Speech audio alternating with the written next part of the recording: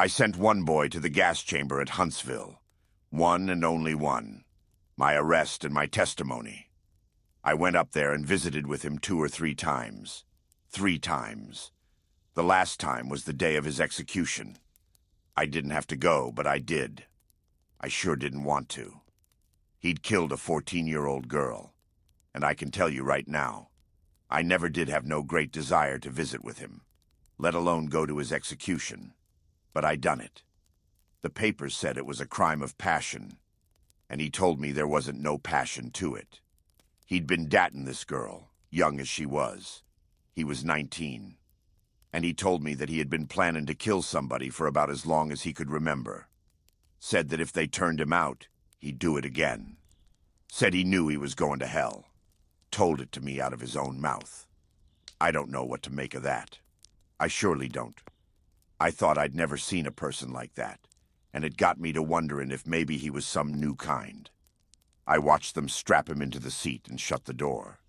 He might have looked a bit nervous about it, but that was about all. I really believe that he knew he was going to be in hell in 15 minutes. I believe that. And I've thought about that a lot. He was not hard to talk to. Called me sheriff. But I didn't know what to say to him. What do you say to a man that by his own admission has no soul? Why would you say anything? I've thought about it a good deal. But he wasn't nothing compared to what was coming down the pike. They say the eyes are the windows to the soul. I don't know what them eyes was the windows to, and I guess I'd as soon not know.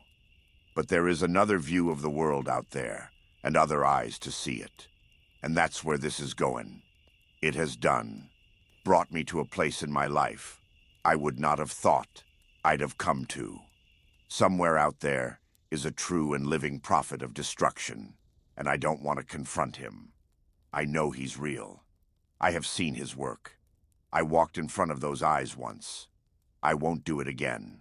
I won't push my chips forward and stand up and go out to meet him. It ain't just being older. I wish that it was. I can't say that it's even what you are willing to do, because I always knew that you had to be willing to die to even do this job. That was always true. Not to sound glorious about it, or nothing but you do. If you ain't, they'll know it. I think it is more like what you are willing to become. And I think a man would have to put his soul at hazard. And I won't do that. I think now that maybe I never would. The deputy left Chigurh standing in the corner of the office, with his hands cuffed behind him, while he sat in the swivel chair, and took off his hat, and put his feet up, and called Lamar on the mobile. Just walked in the door. Sheriff. He had some sort of thing on him, like one of them oxygen tanks for emphysema or whatever. Then he had a hose that run down the inside of his sleeve, and went to one of them stun guns, like they use at the slaughterhouse. Yes, sir. Well, that's what it looks like. You can see it when you get in. Yes, sir. I got it covered. Yes, sir. When he stood up out of the chair, he swung the keys off his belt and opened the locked desk drawer to get the keys to the jail. He was slightly bent over when Chigurh squatted and scooted his manacled hands beneath him to the back of his knees. In the same motion, he sat and rocked backward and passed the chain under his feet, and then stood instantly and effortlessly. If it looked like a thing he'd practiced many times, it was. He dropped his cuffed hands over the deputy's head and leaped into the air and slammed both knees against the back of the deputy's neck and hauled back on the chain. They went to the floor. The deputy was trying to get his hands inside the chain, but he could not. Chigurh lay there, pulling back on the bracelets, with his knees between his arms and his face averted. The deputy was flailing wildly, and he'd begun to walk sideways over the floor in a circle, kicking over the wastebasket, kicking the chair across the room. He kicked shut the door, and he wrapped the throw rug in a wad about them. He was gurgling and bleeding from the mouth. He was strangling on his own blood. Chigurh only hauled the harder.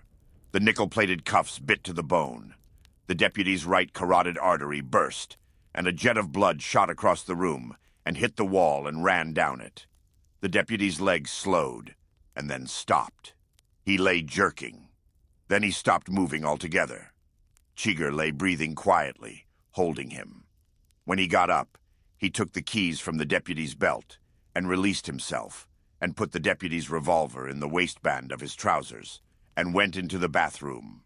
He ran cold water over his wrists until they stopped bleeding, and he tore strips from a hand towel with his teeth and wrapped his wrists, and went back into the office. He sat on the desk and fastened the toweling with tape from a dispenser, studying the dead man gaping up from the floor.